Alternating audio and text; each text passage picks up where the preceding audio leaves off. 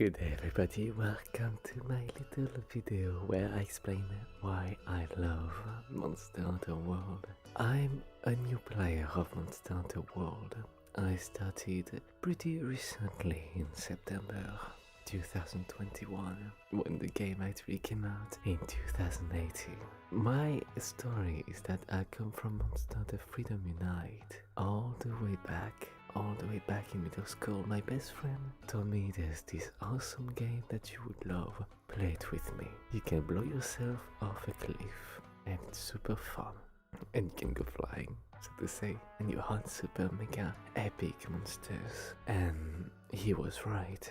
Absolutely. I played the game and I fell in love with it. Even not sleeping at night. Like going under the sheets and be like, hey, I need to farm the ocean long to upgrade the long sword. Why is the mental not dropping? So to say. So I played Monster Hunter 3 Ultimate, 4 Ultimate, Generation and its expansion Generations Ultimate. I played Rise on Nintendo Switch. And finally I played Monster Hunter World now. I'm playing Monster Hunter World. So what is it that I love so much about it, that I really fell in love with it, and think that it might be my favorite Monster Hunter game of all time? Well, first of all, we have the story. There's this sense, there's the feeling of adventure, there's this sense of leaving your homeland. You're going on an adventure to new territories that are somewhat uncharted, and you learn about its territories, its creatures, and I got quite intrigued in the mystery of the Elder Crossing. Then there's this favorite NPCs, so to say. There's interesting NPCs, like the commander. I really like the commander actually. I like his design, and I like how responsible and reliable he is. He really gives me the vibes of someone that commands, and I can follow his orders. I can follow his orders for sure. And there's the field team leader. I like the field team leader actually. But yeah, you have the field team leader, you have the muscular shed, the handler. Oh, I love the handler. I think the handler might be one of my favorite NPCs of the game. I love her so much. Just the captain who gives me good naval feelings. There's the smithy. Oh, the smithy. It's the second fleet chief. The smithy gives me good feelings too. And it's the ace cadet. But no, he's not the ace cadet in this game. He was in 4 Ultimate. And even in cameos in Generations Ultimate. But now, he's the excitable A-lister, Aiden. And it's so weird to see him talk. There's the tracker, the sales handler, there's the chief researcher, there's the third fleet chief. There's actually a lot of memorable characters, I think. Even if Monster Hunter is not really the most dialogue-focused game, unlike maybe games like The Witcher 3, I think they make more of an effort in this game since there's cutscenes, it is a bit more engaging story-wise maybe than other Monster Hunter games. Maybe not 4 Ultimate. 4 Ultimate had a really nice story too. But we'll get back to that in a bit. And the story of Monster Hunter World is rising in epic proportions. Like the stakes are high. Like you start, you come here, you come to the place, you board the ship, and what do you do on the ship? You float to sea towards the new world, and you encounter Magdaros, who gets your ship stuck and all that. And it's kind of crazy. And yeah, at the beginning of the game, you have to mount it, to climb it, to reach the head, which is kind of crazy. And then it keeps climbing in epicness. You discover the mysteries of the new world. You explore the environments, you encounter new monsters. You meet Nergigante, who is absolutely amazing. You try to get to Zoramagda house in the huge canyon. And you get to the Coral Highlands. And the Elder's Recess, which is such a good map. I'll come back to it in a bit. Finding the third fleet again that got missing years ago. I think that's amazing. And then it all culminates in finding Xenojiva. Oh, Xenojiva. This monster gives me goosebumps due to how epic I think it is. I love its design. It's so cool. So I think the story is like presented nicely. It's engaging. It made me curious about the world of the game, so to say. So I really like it. I really appreciate it. So we have the gameplay. There's 4 unique weapons with different styles of gameplay, so to say. You have 11 melee weapons, like you have the great sword, the long sword, the sword and shield, the double blades, the lance, the gun lance, the hammer, the hunting horn, the sword, the switch axe, the charge blades, the insect glaive, and you have 3 ranged weapons. You have the bow and the light and heavy bow guns, and that offers so much variety in what you can do in your playthrough, and it's very satisfying to learn a new weapon. I started with gun lance actually. But since I didn't really know to play the game, to play world with all the new features, I didn't really get into it. But I restarted learning the game as soon as I picked up bow afterwards. Indeed, I got to learn the clutch claw a tiny bit, and that was awesome. Bow is very satisfying in this game. The gun lance too actually. There's a very lovely, great feeling when you hit a monster called hit lag, and the hit lag of this game is pure bliss. I think it is pure bliss. Then you have the hammer. I played the hammer a tiny bit. Well, I kind of a lot actually. I played hammer a lot. I didn't think I would like hammer as much as I do, but hammer is pretty awesome. Hammer is pretty awesome. With all, like, how should I say, the weight of your hits, you can really feel them. Afterwards I played Sword and Shield. Sword and Shield is very good actually. Like, I really love what they did with the weapon. It flows so perfectly. It does. You hit and you dodge, you hit and you dodge. And how should I say, the perfect rush is such a satisfying combo, and it's such a marvelous idea they put it on the Sword and Shield. It really rises it up in damage. Yeah, Sword and Shield was always very good. I played it in Freedom Unite and beat the final boss with it. But people didn't really like it as far as I understand. So people really like it in this game. They do. So next we have the insect glaive. Oh my god, the insect glaive. I played with the insect glaive too. Like, afterwards, that's what I'm using currently during my progression of Iceborne, because I'm still playing Iceborne. I studied pretty recently. Insect glaive is, oh my god, I love insect glaive. I love the insect glaive. You jump, it's stylish. You jump, you spin in the air like an helicopter, like bounce on a monster and keep floating in the air and attacking. And the combos are very satisfying. The way the staff spins and the blade slashes the monster. Ah, I love it. So the combat is super smooth.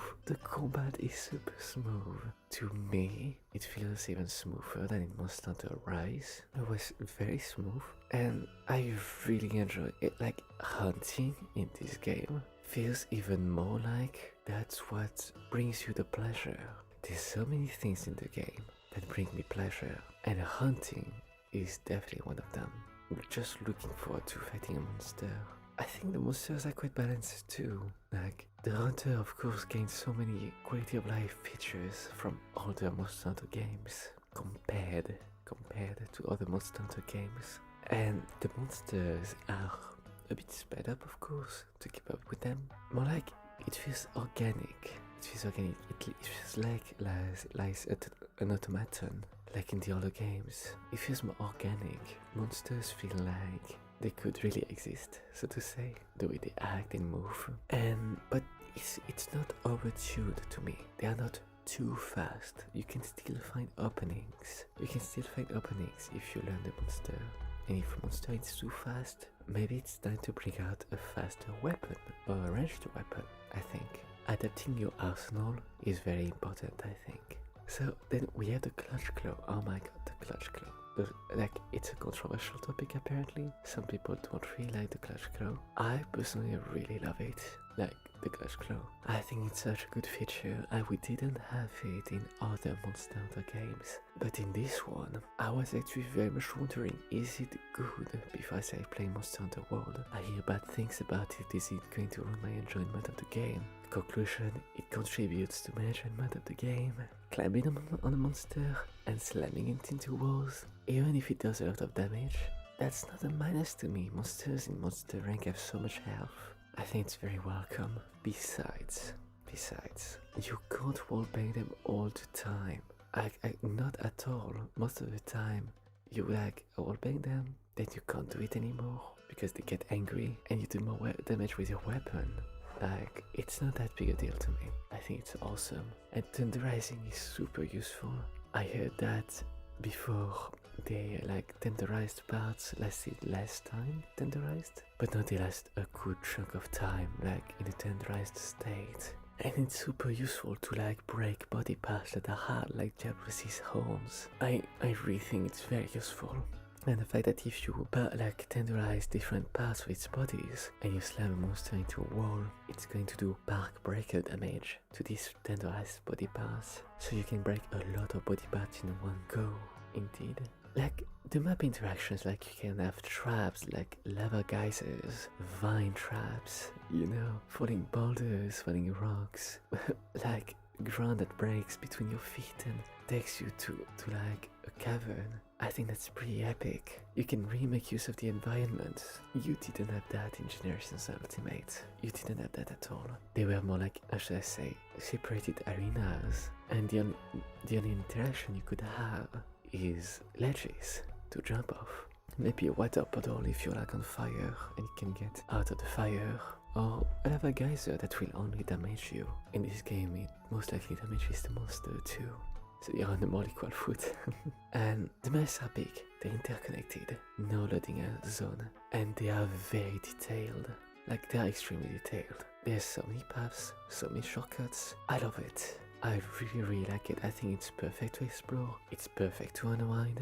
You did some runs, you don't want to do some runs anymore, but you still want to play. You go on an expedition and you explore to your heart's content. I love it. So, the Scoutflies. The Scoutflies are a great thing that I really appreciate too. Thank you, Scoutflies, because the maps are so big. It's a godsend that the Scoutflies are here to like guide us through this maze. You don't have to follow them. You don't have to follow them. I don't know if they take the most optimal path, but you can carve your own paths. You don't have to automatically follow them. Also, in Monster Hunter World, there's less reliance on wikis. Like in previous games, it's very likely that you would download an app or look on Kiraniko for part percentage, like drop a percentage on monsters, see where you could get certain materials, for example, or what they were sensitive to, which element, or their hit zones, like how high a certain hit zone would be.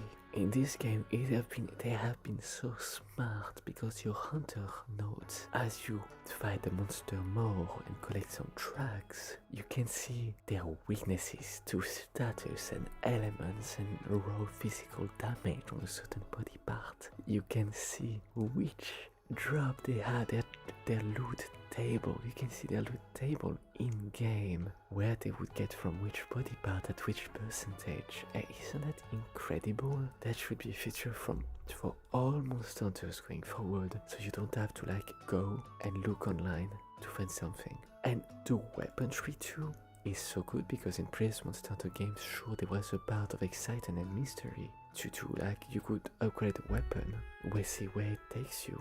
But, and you could make your own notes, but you didn't have a way to make your notes in game. So you had to get a piece of paper to like write the different trees you went up to, see where they lead. But they were not the same for every weapon, of course. So sometimes you would like get a bit lost, but it doesn't generally be a big problem.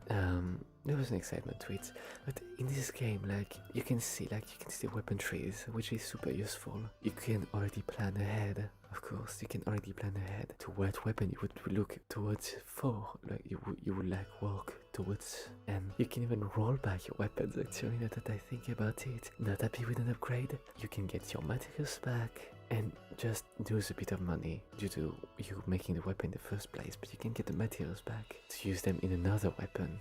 Like this metal that you never that you always wanted, how should I say? Because you wanted to make a Rathalos sword. You can take it from one of your other Rathalos equipment and make this sword. and that's pretty amazing. I actually really like the decorations. I like the decorations and how they work, the randomness of them. I think it's very satisfying actually. And I love that you can upgrade the charms, like you can grab the charms and upgrade them. I actually don't get why people complain about the decorations being random, because the charms are just so powerful.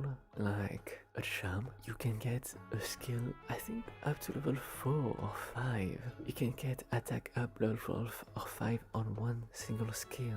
So you can really like mix your equipment to get a ton of nice skills. And the decorations, like sure they're random, but you do so many rounds, you're bound to get one that you like in the first place. To me, it seems like it's not really that different from charms in the other games. Like, I get perhaps there was like more choices in skills since you could have different decorations. But I don't think that's that big a deal, because if you wanted like attack up, so to say, you needed to slot a lot of these attack up jewels in the first place, which the charm gives you in one go. And you have like space, a lot of space for different like kind of decorations. So I don't really get the whole like decoration drop like random is bad. I don't get that. I rather like it. So it's a satisfying experience for me to get like these attack up jewels and all that. Besides, I'm sure there's even quests like to farm them. I'm sure there is. So the bounties, there's a bounty system in this game. That's interesting. You can get armor spheres from them, which are super useful to upgrade your armor, of course. And like taking these side objectives that you would do anyways while you're hunting, it's very lovely. You get points, and you get armor spheres for your armor. You get a ton of them, and that's awesome. Like, the investigations are, I think, one of my favorite parts of the game. The fact that when you do a quest, you can get a random quest with that monsters and maybe other monster, and with additional loot rewards, so to say, which I think is amazing. It's really fun to be able to have random quests with random rewards and random monsters. It really keeps it fresh, and it keeps it challenging, because there can be some conditions you can only get once, or there's a low time limit with higher tier rewards, which I think is a genius idea. It builds on the guild quest of Ultimate in a beautiful way, so you can level them up, which was something nice in Ultimate. But I guess it's a bit different. These are more like normal quests. So then in the game, you have unique mechanics and event and quests, sieges like Kultarov. Oh my god, I love it so much. Kultarov is this siege monster with a gigantic beast in golden caverns, where you have objectives like breaking like different body parts, like using cannons and all that to like rank up the quest. And as you rank it up and chase it down low beneath the earth, deep within this cavern of gold and opportunities, you gain points, and like if you level up the quest enough, when you do like finish the siege by breaking the horns of the monster, you can get random weapon drops. That means that if you did great, you can get a lovely weapon for any weapon type, and that is random. It's a random weapon with random stats, random elements, random decorations, as far as I understand. Maybe not decorations, but we'll see. I think so, decorations, yeah. Because I think I put a jewel in my dragon hammer, Kultarov actually. And I think it's so amazing that there's weapon drops, actually, because it's a very, very hard quest. So it's a wonderful reward. And I feel like if you want to play another weapon, so to say, but you don't want to farm the materials to make it, because you want to try one right now, so to say, Kultarov allows you to get a very, very nice weapon if you did it before and kept some of the weapons. Like, I wanted to play sword and shield, but I didn't know what sword and shield to make, or like I didn't want to like go through all the grind again maybe. And it gave me a nice sword and shield with a decent sharpness, some blast, decent row, and I could use it immediately to learn the weapon and have fun with it. I could immediately have fun with it. Same with the hammer, it gave me a hammer. I was playing with the Nerginget hammer. It gave me a very similar hammer with a tiny bit more row, which I really liked. Besides, it was a beautiful hammer too. And I heard that you can even upgrade these weapons in Master Rank, which I'm very much looking forward to. but I will definitely want to do Carve Taroth again and again, just for fun even. Try to do it as a solo player maybe, even if it's near impossible. So I forgot to talk about tracking the monsters.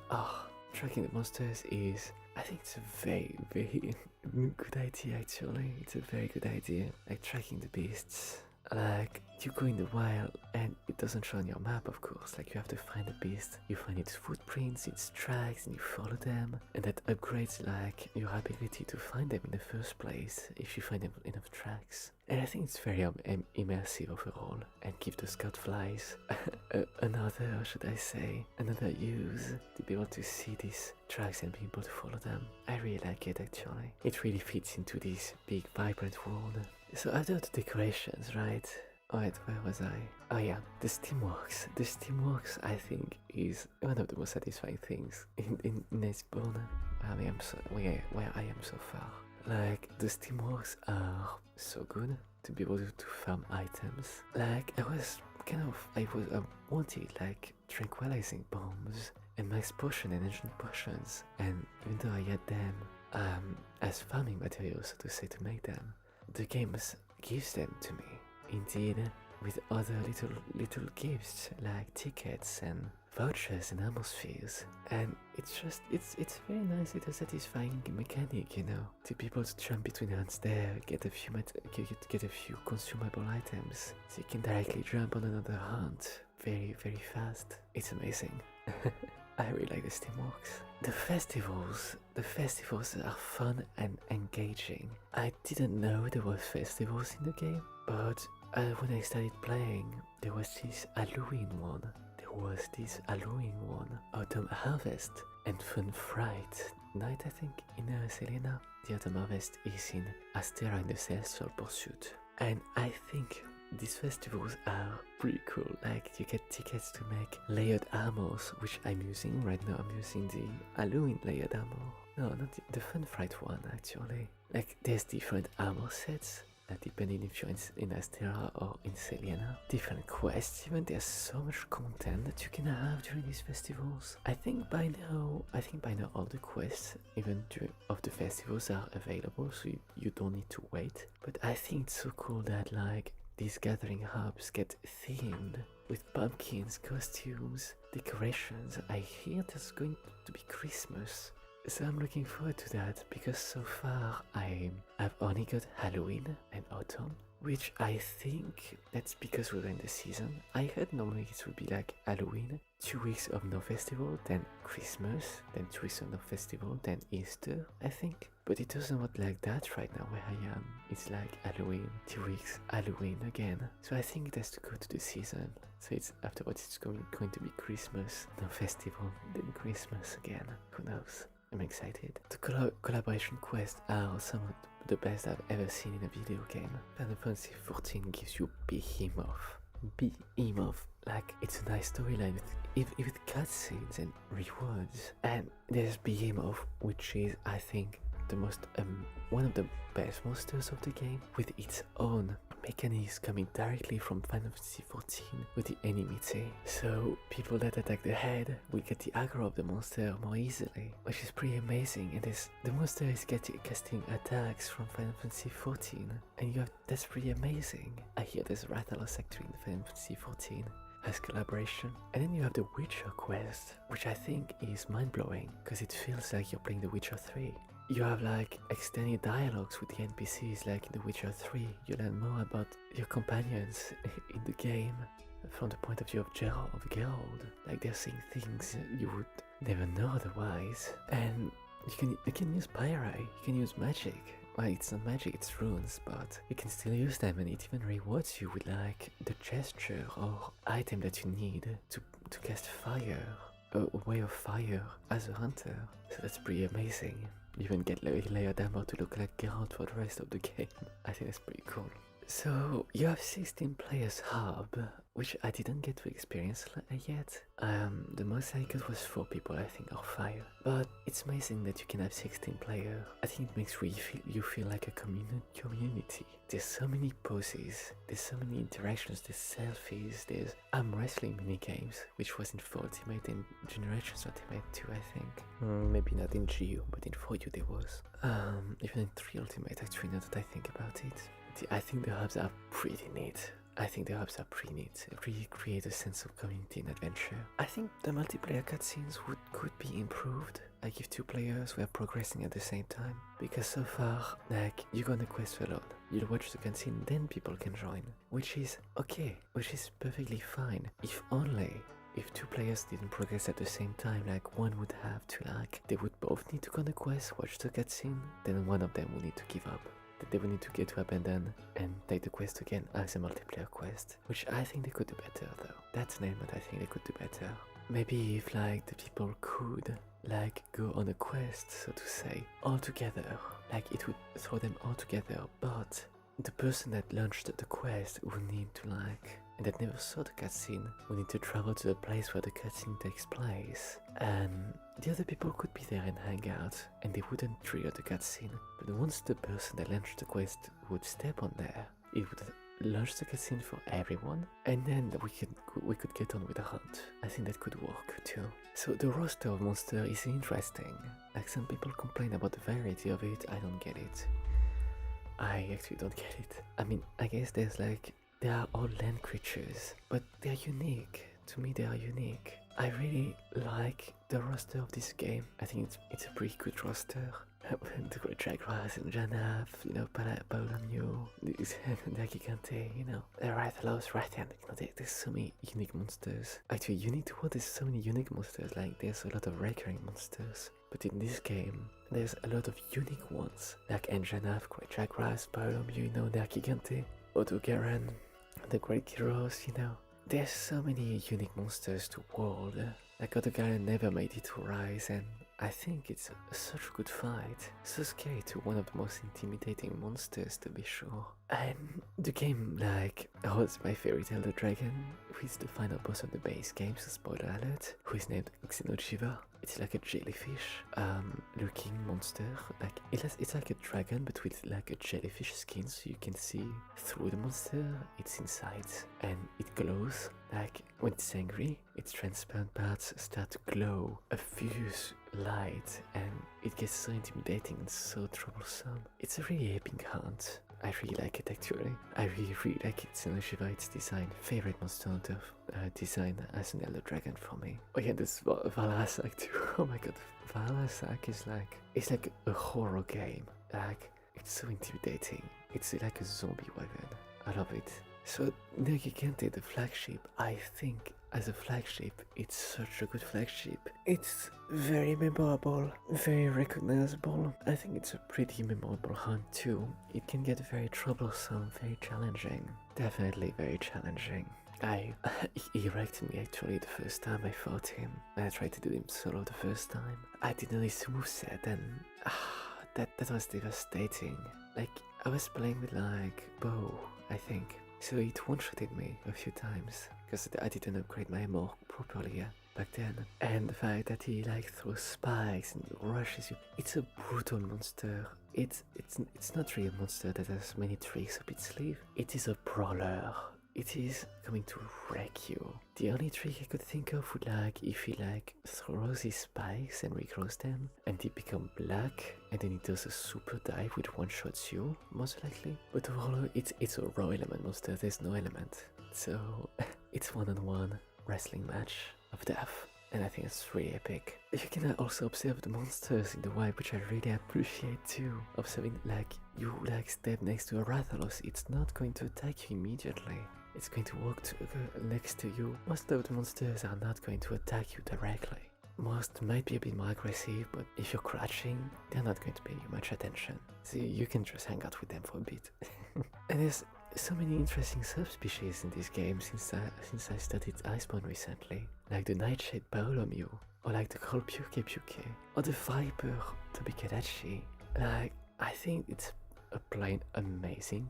That this is really, really what I want from like subspecies, variant of the monsters, that they have a different element or a different status. I think that's so cool. I think that's so amazing. Like Coral Puke Puke is my favorite over the Puke Puke. It's very devastating. It's a water Puke Puke. Instead of throwing poison clouds with its tail, it throws water jets, which I think it's awesome, so good. So there's the tempered monster too, like tempered monsters. I think that's such an amazing addition to the game.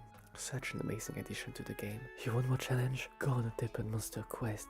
And there's even Arc tempered monster, which I've never done yet. Just a normal tempered monster, and they wreck you. I have a good armor, it's fully upgraded. They still take half of my health in one hit, and they gain new moves called Puke Puke. Like gets this absolutely awesome and deadly and very hard to dodge attack where it like flies and spins around with its tail, so it's a very powerful water jet, wrecks everything around it, and it has such a huge range too, so you need to be very careful with tempered monsters. I think they give other rewards, maybe better rewards actually, more chances to get rare materials I think, but I'm not sure about that. But they kind of count as separate monsters in the wild too, which is interesting. You can meet them on the expeditions too if I'm not mistaken. So about the maps, you have, let's see, you have the Ancient Forest, the White Spire Waste, the Coral Highland, the Rotten Vale, the Atheresis Recess. You have, not counting like the Eldorado caves, or the arenas, the 2 arenas, or even the canyon fight with Saramactaros. You have a lot of maps, plus including the Alfros Riches in Iceborne, which is one of my favorites to be sure. The maps are intricate as I've said before, they're perfect for exploration, they're so pretty, so detailed, so many paths and shortcuts, so many secrets to find. In these maps you can find a lot of side content, some quests, there's some NPCs in the maps that give you quests about finding fishes or endemic life, who are little creatures, animals that you can capture and archive, so to say, and get them in your encyclopedia and put them in your player room as pets. You can take so many pictures and selfies in these maps because there's so many beautiful spots to like just hang out and just have fun with your other hunter comrades and take beautiful pictures, selfies. Like there's the Felines. The Felines are different in this game. They are like in tribes, and on top of being in tribes, how should I say, they offer you support once you like go find them with your palico and like you kind of make friends with them. There's some quests to do that. It can get a bit difficult to find them, to figure out how to get like friends with them. It can be a bit difficult, but you can do it. I think you can do it. If you go on expeditions a lot, you will find them. I didn't do a lot since I did a lot of streaming multiplayer, but yeah, I think it's very feasible if you go on expeditions. That's how you find the different camps of these tribes of felines. They give you gadgets too, which are super useful for your palico, because your palico is something I forgot to talk about. You can customize it, right? You make your own character in the game. You can make your own character, which is amazing. You can make all sorts of characters, all sorts of hairstyles and such. Fashion hunting is a big part of the game. You can customize your palico. Mine is like a mint green color with the brown spots like mint chocolate ice cream. And palico is very useful using gadgets to help you. Indeed, using all the gadgets to help you. Like it can flash, it can trap, I think. It can restore your health, buff you with a mini hunting horn, throwing bombs, you know, there's so many different things. It also teaches you how to ride monsters, so you can, once you unlock the feature, you can ride monsters. Once you made friends with the tribe of this map, you can ride a monster specific to this map. You mark the location you want to go on your map, and the monster is going to take you there in a fast way, and you can sharpen and get ready on the way. So that's pretty cool. So felines are very useful in this game. I love my palico. Palico is so useful. Saved my butt so many times. The Elder Recess is one of the most interesting lava areas I've ever seen, because it's not fully lava. There are some very interesting crystal formations in the map, and kind of rocky for it's, I guess it's kind of like volcano, but it's very geometric. It's, how should I say, it reminds me of like caves cave exploring, and it's a very mystical place. I think it's a very mystical place, which is just what I can say about it. It's a very mystical place, and it's a very mysterious place, and I really love the Elder's Recess. It's a beautiful map. Oh yeah, Lavazioff is in the game, is in there. Some people don't like it, I really like it. I think Lavazioff is quite a difficult monster actually. Always was, always is. The villages of the games are memorable. Like Astra is busy with life and Selena is cozy with like the warmth of civilization and fireplaces in Snowland. I think I really actually Astra and Selena must be two of my favorite villages. More like Selena is a village. Astera is more like a research base.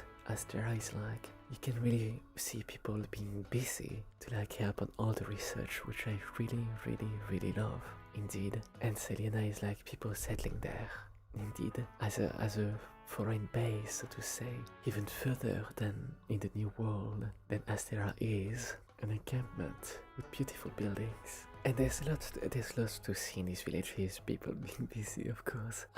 Like this, in Selena there's a hot springs, indeed, the steam works are in Selena. But there's hot springs that you can dip your toes into in Selena. And the kitchens are both amazing, with like the muscular chef or the grandma cooking cat who has the master of the muscular chef. Really loving the food of this game. It makes my mouth water. I love it so much. it's so good. Finding the food system is actually very smart too. Being able to choose your different ingredients and accumulate the effects to get the skills, different colors, which are different foods. Ingredients are different colors, and depending on the amount of colors one ingredient type gets, you get more skills, so that's pretty cool. You can mismatch, of course, with different colors. You can have 6 ingredients total, so you can have 2 blue, 2 orange, 2 red. It would give you like 1 orange skill, 1 blue skill, and 1 red skill of the level 2 level, because there's 2 ingredients of a color. And it's pretty cool. I'm really loving the NPCs. The NPCs are great.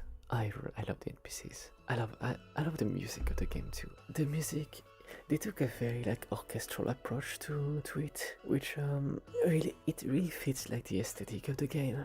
Like it's way more grim than Generations Ultimate, for example, or 4 Ultimate or 3 Ultimate. To me, it feels like closer to 2nd Generation's Monster Hunter. It feels grim like Freedom Unite. Freedom Unite doesn't have a lot of bright colors. It doesn't. Everything is in like how should I say, more realistic color palettes, just like in Monster Hunter World. So it feels like an evolution of that art style, so to say, to me. So people that complain it's not colorful enough, I don't think that's true. There's plenty of colors to me. I feel there's plenty of colors, and it fits more the art style. I think it fits more the art style. Besides, with the fog turned off, there's no complaint. For me, it's very vibrant for what it is. So I give it a thumbs up, because it reminds me of Freedom Unite 2, which is my first Monster Hunter game, and the one I played entirely on Twitch as a solo player. It took me more than 100 streams, I think 120 streams or something, but I did it. I beat the game. Freedom Unite as a solo player, going from 0 to slaying white Fatalis in G rank. It was very tough solo, but I did it with pure determination and chill. So I think the Gathering Hubs are amazing. Gathering Hubs, yes please. Gathering Hubs are great. The Celestial Pursuit and the Selena Hot Springs are 2 of my favorite hubs. I would have said maybe 4 Ultimacies, like Gathering Hub, like for low rank and high rank. Like very pretty. Definitely very pretty. But I think like the Celestial Hub and the Gathering Hub, the Gathering Hall in Selena are amazing. Like a ship high in the air, and a beautiful hall with hot spring inside it and a sauna in Selena. And they both get like decorated during seasons, festivals, Halloween, Christmas, you know. You get spring, you get all that. It's fresh. I love it. I love them. they're very cozy. Plus there are 16 players, which I think is awesome. So I would just want to say actually that in the arenas, which are very lovely, I think the arena that's like in the canyon must be my favorite arena ever, because like you get ballistas, you get cannons, you get ledges, traps, falling boulders. You get a Dragonator in there for any monster. I mean, picture that. Yeah, Like, you're fighting, I don't know, Nergigante in there. You can dragonate its face, and that's very epic. And it's pretty tight, so you can wallbang too, pretty easily, which is great. So I really enjoy all the maps of this game. The player housing is just the best. Player housing is beautiful, cozy, amazing, and all the compliments I can give it. In the base game, like, you couldn't customize more than putting your anti-Minclav pets in there.